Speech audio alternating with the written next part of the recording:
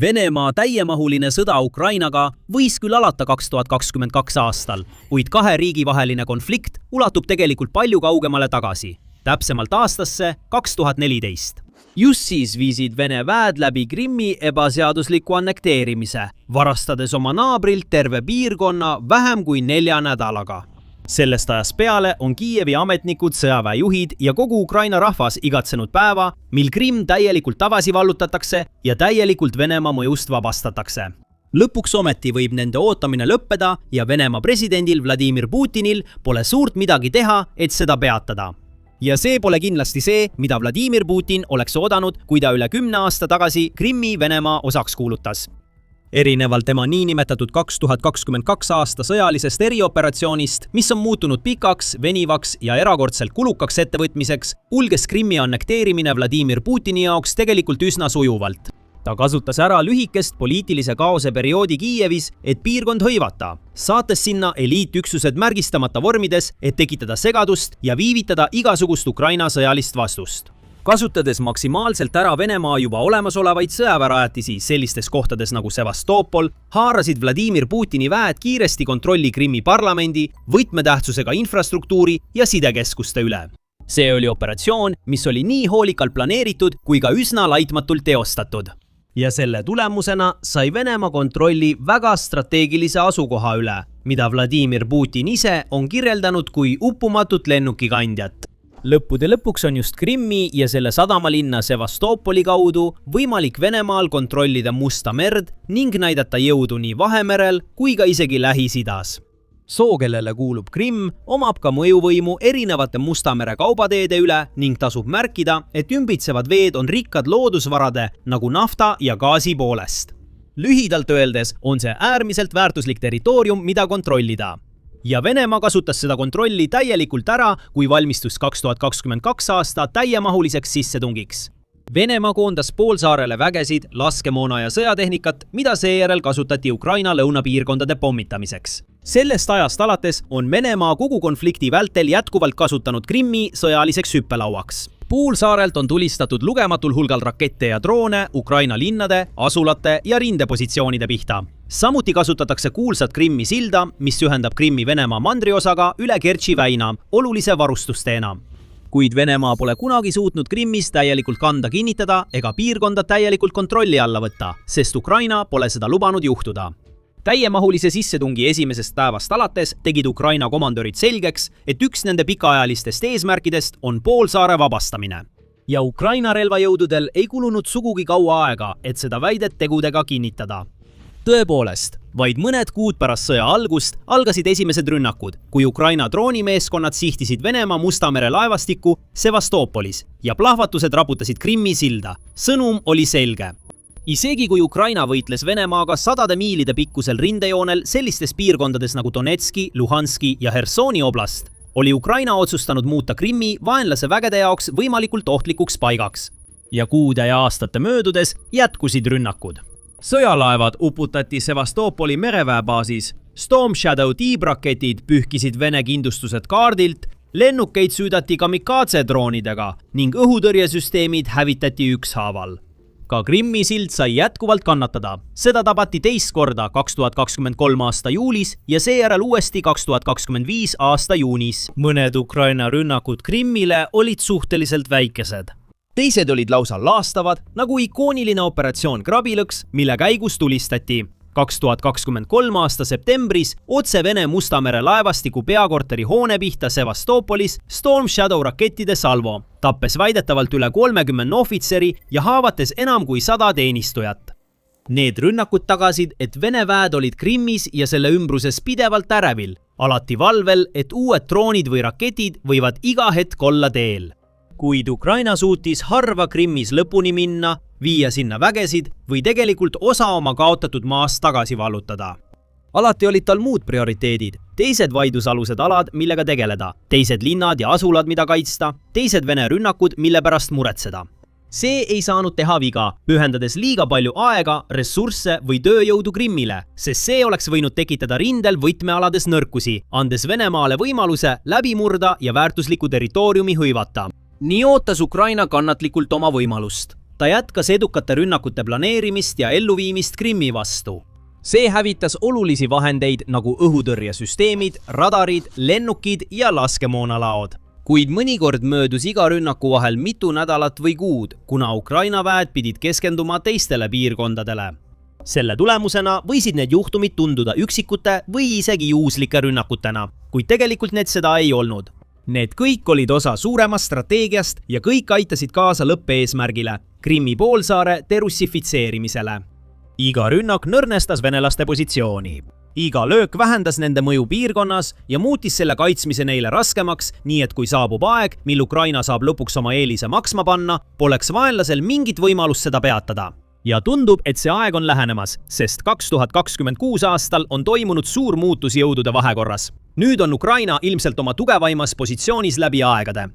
Ukraina kodumaine kaitsetööstus muutub üha tugevamaks, sest üle kogu riigi töötab sõna otseses mõttes sadu uusi kaitsetööstusettevõtteid palavikuliselt põnevate uute uuenduste kallal, alates droonidest ja rakettidest kuni õhutõrjetehnoloogiate ja paljude muuni.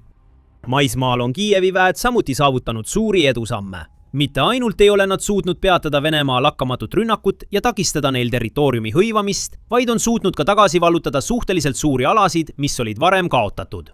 Tõepoolest, veebruar 2026 oli Ukraina armee jaoks väga oluline kuu, sest see oli esimene kord alates 2023. aastast, kui riigi väed suutsid tegelikult tagasi vallutada rohkem maad, kui nad kaotasid. Lisaks sellele ootab Ukrainat peagi murranguline 90 miljardi euro ehk 105 miljardi dollari suurune laen Euroopa Liidult. Seda laenu oli blokeerinud Ungari peaminister Viktor Orbán. Kuid kuna Orbáni valitsemisaeg on lõpuks lõppemas, pärast ränka kaotust 12. aprilli parlamendivalimistel, on Ukrainal nüüd võimalus saada see tohutu rahasüst. Ukraina peab tugevdama oma vägesid, veelgi arendama oma kaitsetööstust ning hankima laskemoona ja varustust, mida on vaja, et jätkuvalt oma vaenlastele survet avaldada.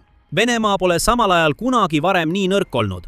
Näiteks Orbáni poliitilise kaotusega on Putin kaotanud ühe oma ainsatest liitlastest nii NATOs kui ka Euroopa Liidus. See nõrgestab oluliselt tema poliitilist mõjuvõimu.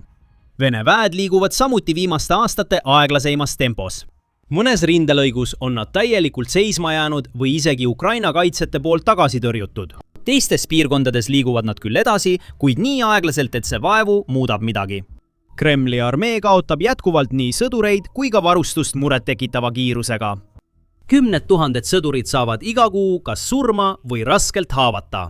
Tuhanded deserteerivad või annavad alla ja isegi need, kes vabatahtlikult täidavad oma ülemate käske, peavad rindel tappmissioonides vastu heal juhul vaid paar nädalat, enne kui nad asendatakse uute värvatutega. Ja kui rääkida uutest värvatutest, siis on nüüdseks hästi dokumenteeritud, et Venemaal on üha raskem neid piisavalt leida. Värbamisstatistika on märgatavalt langenud, samal ajal kui kaotuste arv kasvab. Ja kogu 2026 aasta esimeses kvartalis ei suutnud Venemaa järjepidevalt tuua piisavalt uusi sõdureid, et asendada neid, kes olid hukkunud või haavata saanud. Nende armee muutub väiksemaks ja nõrgemaks ning sama juhtub ka nende väljavaadetega selles sõjas. Kogu see jutt Venemaa vältimatust võidust hääbub aeglaselt, kuid kindlalt, kuna eksperdid ja analüütikud üle kogu maailma, sealhulgas mõned Venemaa enda karmid sõjablogijad, mõistavad, et jõudude vahekord on pöördunud. Tõusuteel on Ukraina, mitte Venemaa. Ja kindraalleitnant Ben Hodges, kes teenis Ameerika Ühendriikide armees peaaegu 40 aastat ja tõusis Ameerika Ühendriikide armee Euroopa väejuhatuse ülemaks, usub, et just nüüd on Kiievi vägedel aeg Krimmis tempot tõsta. Aga enne, kui uurime, mida ta ütles ja mida see kõik tähendab, siis kui selline analüüs sind huvitab, pane kindlasti The Military Show'le tellimus peale. Me teeme selliseid ülevaateid igal nädalal. Hiljuti esines kindralleitnant Hodges Timesi raadio taskuhäälingus Frontline, The War in Ukraine and Global Security, kus analüütikud ja eksperdid arutavad Venemaa-Ukraina sõda ning jagavad oma teadmisi ja prognoose selle kohta, mis võib edasi juhtuda. Saates esinedes javas Hodges oma arvamust, et hoolimata kogu võitlusest ja tähelepanu hajumisest mujal, on Krimm ilmselt selle sõja võtmeküsimus. Ma usun endiselt, nagu olen algusest peale uskunud, et Krimm on selle sõja otsustav piirkond. Ta selgitab, et poolsaarel on mõlema poole jaoks nii sümboolne kui ka strateegiline väärtus. Näiteks Putin on järjekindlalt väitnud, et see piirkond peaks õigustatult kuuluma Venemaale ning on läinud nii kaugele, et nimetanud seda pühaks paigaks ja Venemaa lahutamatuks osaks. Vene juht on samuti hästi teadlik poolsaare strateegilisest väärtusest. Hodges märgib, et võime jõudu Mustal merel projitseerida tuleneb tegelikult Krimmist. ta lisab, et kui Ukraina suudaks Krimmi tagasi vallutada ning saada kontrolli selle sadamate ja lennuväljade üle, võiks see kogu selle sõja olemust täielikult muuta. Hodges märgib, et Ukraina presidendi Volodõmõr Zelenski ja riigi ülemjuhataja Oleksandr Sõrski taolised inimesed on kindlasti teadlikud tiirkonna väärtusest ning Krimm on kahtlemata nende eesmärkide nimekirja tipus.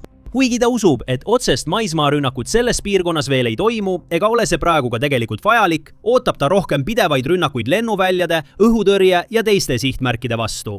Ta usub ka, et Krimmi silla päevad on loetud, öeldes ühemõtteliselt, et see suur sild kukub lõpuks kindlasti kokku. See oleks Ukrainale murranguline hetk. Kuigi Venemaa on sisuliselt loonud maismaaühenduse Krimmiga, hõivates piisavalt Ukraina lõunaterritooriume, sõltub ta siiski tugevalt just Krimmi sillast. Ja üldiselt Kertši väinast, et ohutult transportida elutähtsaid varusid, nagu kütus, relvad ja laskemoon, poolsaarel ja lõunapiirkondades paiknevatele vägedele. Kui see sild peaks langema, muudaks see kogu olukorda. Äkitselt oleksid kõik Krimmis alles jäänud Vene väed oma kaasmaalastest ära lõigatud.